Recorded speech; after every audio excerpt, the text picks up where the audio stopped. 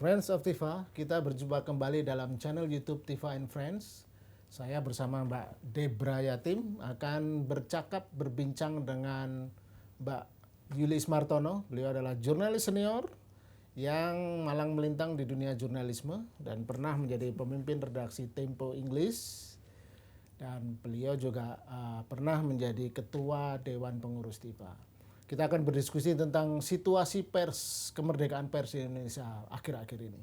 Mbak Yuli, ada kecenderungan pendapat bahwa kemerdekaan pers Indonesia terus mengalami situasi yang memburuk situasinya.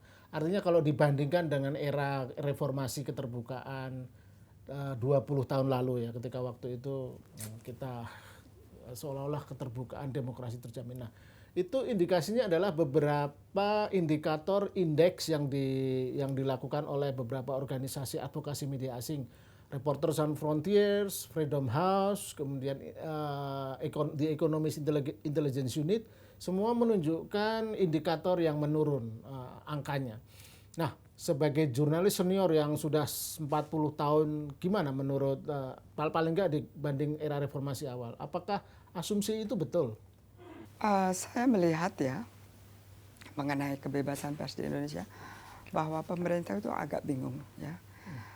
Dalam satu sisi itu mereka bagaimana harus mengatur social media, bagaimana dengan mainstream media gitu. Masa kita disamakan dengan social media. Nah di situ mungkin kebingungan pemerintah. Ya udah dijadiin satu aja gitu ya dengan adanya sanksi-sanksi baru ini ya. Tapi kita juga harus mengakui bahwa kenapa ya rating dan indeks luar terhadap kebebasan pers di Indonesia menurun. Lihat aja ya, kekerasan terhadap wartawan masih terjadi oleh polisi. Ya kan? Nah, itu kan dengan sendirinya kita tidak boleh memberitakan sesuatu. Larangan gitu ya. Apalagi di daerah loh. Di Jakarta langsung menjadi berita terus ditindakan yang melakukannya, tapi daerah banyak yang nggak kena, bahkan ada yang meninggal, ya nggak, gitu. Dan satu-satunya ukuran yang paling diambil oleh orang asing, orang itu adalah Papua. Selama nggak ada wartawan kecuali orang Indonesia yang boleh masuk ke Papua, itu dianggap sebagai waduh, yang menurunkan sekali. Tidak ada. Itu adalah bukti otentik bahwa pers belum bebas di Indonesia. Dan dengan adanya kritikan sanksi terhadap mengkritik pemerintah itu wah, dulu kan nggak pernah ada.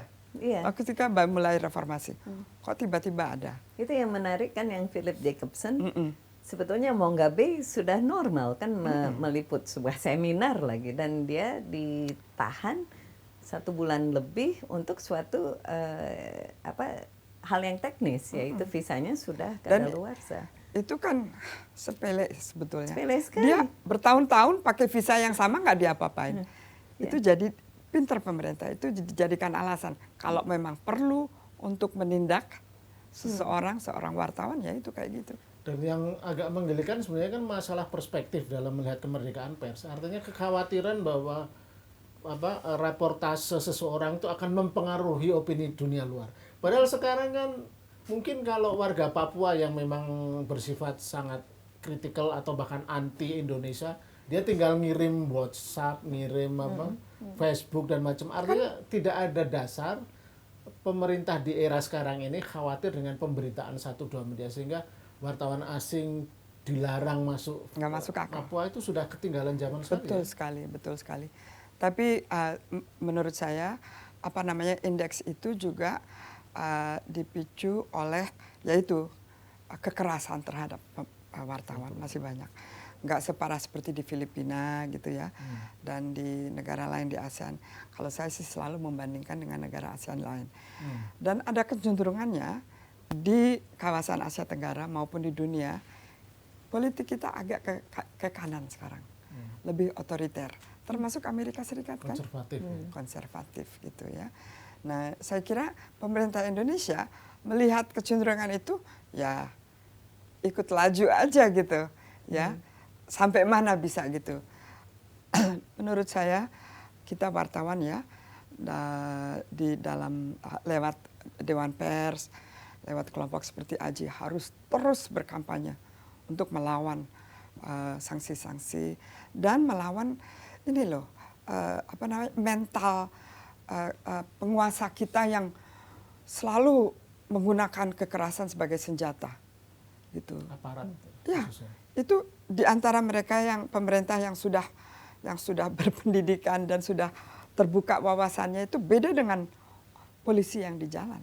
Jadi mungkin itu yang kita harus hadapi dan bagaimana menyelesaikannya. Nah, sebetulnya kan itu kasus balik lagi Philip Dickinson karena dia salah satu dari kita.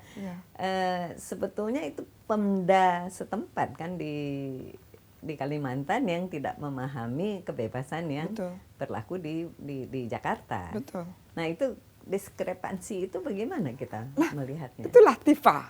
Pergilah ke daerah, tawarkanlah media literacy. Apa itu media literacy? Gitu. Dan mudah-mudahan mereka terima ya, karena kalau nggak salah di mana ya, di negara mana saya dengar juga ini juga menjadi masalah besar. Saya jadi teringat sekitar 5-7 tahun lalu TIFA punya program, jadi mendatangkan sejumlah wartawan dan advokasi media, lembaga advokasi media untuk bersama-sama berkunjung ke Papua untuk menengok lapangan situasi apa yang sesungguhnya terjadi di Papua. Jadi cara TIFA memfasilitasi itu untuk menunjukkan bahwa kondisi di Papua itu nggak betul-betul horrible seperti yang dibayangkan tapi justru karena polisi pemerintah yang membatasi lagi seperti era Orde Baru yang menutup. Nah, kemudian jadi spekulasi, gosip, itu yang memperparah situasi. Ya, era keterbukaan mestinya diperlakukan ya secara terbuka, jangan ada yang ditutup-tutupi kan. Pemerintah kan ambil alasannya pengamanan. Jadi kalau kita mendatangkan orang asing ke sana, mereka nggak bisa menjamin keamanannya. Itu kan BS banget ya. Kita nih masih takut dikritik, dilihat gitu. Saya bilang kepada siapa aja yang mau dengar, pejabat-pejabat kita, biarin aja masuk. Apa sih yang bisa, how can it hurt us? Mbak Yuli, ini ada kecenderungan terbaru ya, selain yang sudah kita diskusikan, salah satu indikasi menurunnya kemerdekaan pers Indonesia adalah adanya Omnibus Law, yang salah satunya adalah juga merevisi Undang-Undang Pers, Undang-Undang tahun 1999. Jadi kalau Mbak Yuli ngikutin, sebenarnya apa sih relevansinya Omnibus Law ngurusin Undang-Undang Pers? Ya itu, mereka tuh takut, pemerintah itu takut, pemerintah takut dikritik. Mereka kurang percaya pada diri sendiri. Mungkin bukan presidennya, tapi orang-orang di sekitarnya. Tapi saya kira presidennya juga agak sensitif ya. Jadi takut dikritik itu. Padahal kritik itu bagus untuk kita. Kita harus melihat apa yang kurang benar di kita. Apa yang kurang gitu ya. Kan kita ini abdi masyarakat. Harus ini dong, dengerin. Dan ini pertama kali ribuan undang-undang diubah sekaligus. Tapi saya tanyakan ya, saya apakah itu sudah pasti akan diubah? Ya paling enggak itu usulan draftingnya begitu. Nah, iya. Dan sekarang prosesnya Presiden Jokowi meminta dalam maksimal 100 hari harus sudah jadi. Ini keburu-buru ada apa sih? Ya, tapi kita juga harus buru-buru kerja dong. Jadi menurut saya adanya cuma reaksi, aksinya tuh nggak ada kita gitu. yang mesti kerja Nggak, sebenarnya koalisi dari beberapa teman asosiasi wartawan juga kemarin mengeluarkan statement merinci, merinci problematiknya, antara lain adalah pengenaan sanksi pidana denda yang naik 400%. Kalau di Undang-Undang Pers itu hanya denda bagi media yang dianggap menyiarkan berita yang tidak mengandung kebenaran. Tidak benar. Cuma 400 juta. Nah, di Undang-Undang Omnibus Law ini, yang namanya Undang-Undang Cipta Kerja itu, dendanya menjadi 2 miliar. Kemudian juga diatur soal investasi asing dalam ketika ingin berinvestasi di dunia media harus melalui pasar modal mestinya gitu kan, kalau yang kepemilikannya. Nah, yang sekarang belum terlalu jelas. Maksudnya ngapain ya diatur-atur situ? Ya, emang mestinya kan bebas ya. Ya. Itu ya perlu dipertanyakan perlu ada lobby khusus dari media. Kalau memang kita dari pihak media khawatir dan cemas gitu ya, ya kita lakukan sesuatu gitu, kampanye di mana-mana selalu begitu. Juga ini saya kira Omnibus Law itu latar belakangnya adalah keinginan pemerintahan Presiden Jokowi di periode kedua ini untuk mengenjot pertumbuhan ekonomi dengan asumsi investasi makin lama menurun, kasus insiden pabrik-pabrik Cina tutup, tidak ada satupun yang relokasi ke Indonesia, semuanya ke Vietnam. Nah itu kemudian kesannya disalahkan adalah kondisi kebebasan di Indonesia yang seolah-olah jadi sulit diatur. Gimana? Itu tidak benar kan? Saya rasa tidak benar. Karena peraturan kita begitu ketat. Ya toh, misalnya saya sih dengerin aja orang investor asing protes, ya aduh birokrasinya terlalu berat, saya harus berapa kali ke kantor. Dari dulu sampai sekarang itu juga yang namanya red tape, yang namanya harus pergi ke 10 kantor hanya untuk mendapatkan satu izin, itu masih berlaku loh. Ya, jadi kan itu bisa diskresi pemerintah sekarang aja kan? Ya, tidak harus dilakukan? mengubah banyak undang-undang. Ya kenapa? Ya mestinya begitu. Logikanya jadi itu perlu dipertanyakan juga. Jadi salah Kenapa fokus. Vietnam yang komunis itu orang tertarik untuk investasi ke sana? Karena begitu mudahnya untuk berinvestasi.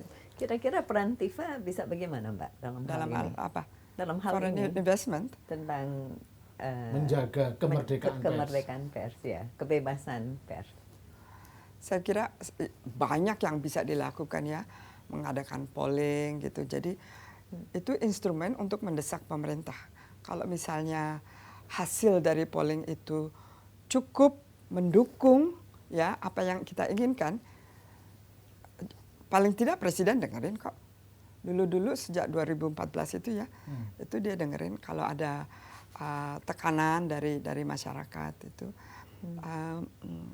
Saya terus terang merasa bahwa masyarakat Madani ini sekarang kurang giat ya. Kalau dibanding dulu itu terhadap musuhnya itu jelas. Sekarang musuh kita tuh nggak jelas gitu. Kurang bersuara, kurang menyatakan Kurang, pendapat. pertama kurang bersatu, ya. Kurang, suaranya sekarang sudah beda mana-mana, gitu. Ya itu, jadi nggak bisa kalau kita nggak ada musuh yang jelas gitu ya. Ini semangat kita juga. Maksudnya dibanding era Soeharto gitu Mbak ya. Musuhnya sekarang ada di mana-mana, kalau dulu satu. Dan juga suara tercerai-berai. Tapi terkait TIFA ya, karena kita sama-sama pernah jadi pengurus TIFA 10 tahun lebih. Kita tahu bahwa TIFA sangat aktif di dunia media. Bagaimana membangun kemerdekaan pers. Peran TIFA waktu itu mengadvokasi undang-undang pers, undang-undang penyiaran, dan berhasil undang-undang keterbukaan publik. Ya. Saya kira TIFA masih sangat gigih. Kebetulan saya barusan dapat WhatsApp teman-teman TIFA menyelenggarakan diskusi untuk merespon Omnibus Law. Dan saya minta ya, jangan di Jakarta aja ya, di daerah juga. Di daerah itu harus dikembangkan. Kita tidak bisa Jakarta berdiri sendiri. Kalau nggak terjadi, terulang lagi. Ya, baik, menarik sekali perbincangan kita kali ini tentang dunia pers, kemerdekaan pers, tapi waktu membatasi perbincangan kita. Baiklah, Friend of TIFA, kita akhiri perbincangan ini, kita akan ketemu lagi di lain kesempatan. Salam. Thank you. Thank you.